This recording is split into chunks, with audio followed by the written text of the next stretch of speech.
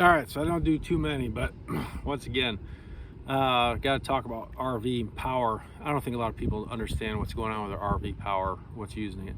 Campground I'm working at right now, and I'm not going to mention their name, but this is all I do all day. I come out here and I repair power because people don't know what they're doing with it. So I want to be able to point this stuff out to you guys and show you what the differences are. Let me see if I'll flip this camera around. I'll show you. So what you're looking at here, this is a 30 amp. The way this works, here's your 30 amp breaker. It is 120 volts times 30 amps equals 3,600 watts. So when you come into the campground, you've got a small coach, and I know people don't want to burn their propane. They just want to use the space heaters and save money. If you've got two space heaters at 1,500 watts, that's 3,000 of the 3,600 available wattage that you have here. Now once you add a fridge in there at 150 and turn on your TV and you start using these other appliances that are in there, coffee pot be about 1,250, a Keurig is about 1,500, you are already breaking this line. It's too many watts. So you can't use the space heaters in here like this. This is only 3,600 watts. One space heater you could probably get away with, that's 1,500, but as soon as you turn on that Keurig, you're back at 3,000. Remember, you cannot exceed 3,600 watts with this. So you got to be able to do the math. This is the ground, this is the neutral, and this is the power. And another thing I'll see is people say, well, I plug in my dog bone, it tells me I got a neutral fault.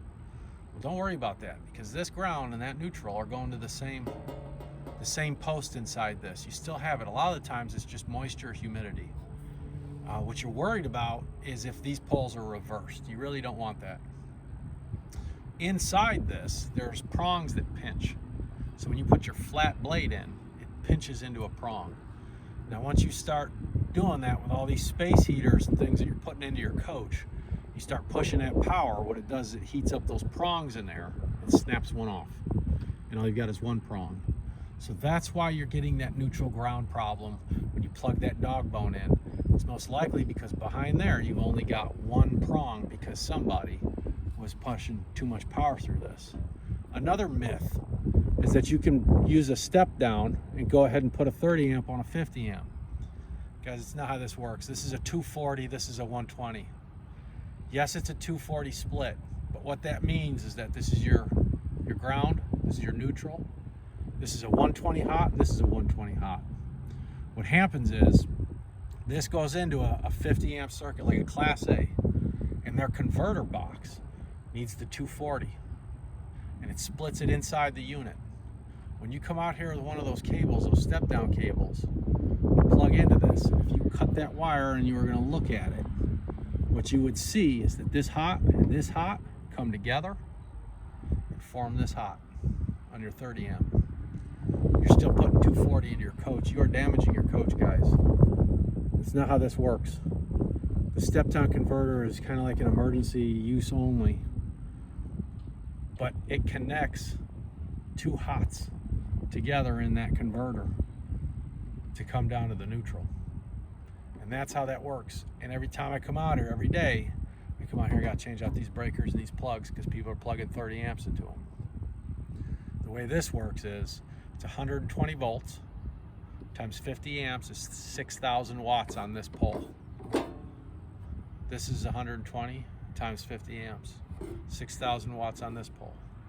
The whole circuit is, add these together, is 240. Add these together is 12,000. So this is a 240 system that runs 12,000 watts. This is a 120 system that runs 3,600 watts. The problem that you have though, like I said, when you start to plug in your dog bones and it says you got a neutral fault, what that means is that somebody's already cooked this prong in here. You only got one prong touching. You don't have two. It's just a bad intermittent connection, but these two are connected, so you are still grounded. I promise you, you're still grounded. Both these go to the same rod inside this unit. But you got to do the math. You can't be running two space heaters at 1,500 watts each. That's 3,000 of your 3,600 available. You can only run one. As soon as you turn on that Keurig, you better watch it. So you got to pay attention to how much usage you're using. This is not like a house.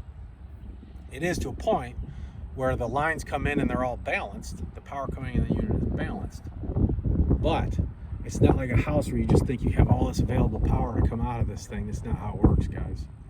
This is a 20 amp times 120. That'll equal amps times volts equal your watts. That's the math. 120 volts times 30 amps, 3,600. 50 amps times 240 is 12,000. Or times 120 is 12,000. So you don't want to plug into this with a step-down converter on 30 amps just because you want to run a couple space heaters. You fry the line. You fry the line in here and you are damaging the converter in your unit. This is for like an emergency purpose only, and I get it because where I'm at down here in the south, we got hurricanes all the time, plus there's even tornadic activity. So you know, when the hurricanes come in, so sometimes people do have an emergency situation, and if it's cold and there's a storm going on, yeah, you got to pull power. So you know, at that point, as the campground employees will say, yeah, go ahead and fry it, you know. But that's what's going on. So this unit, remember, it's all about how much usage you're using. People keep coming up to me and saying, well, the breaker's crap, keeps popping. I go in there and they got 3 space heaters going. That's ridiculous. Okay, so that's how that works. I will see you again.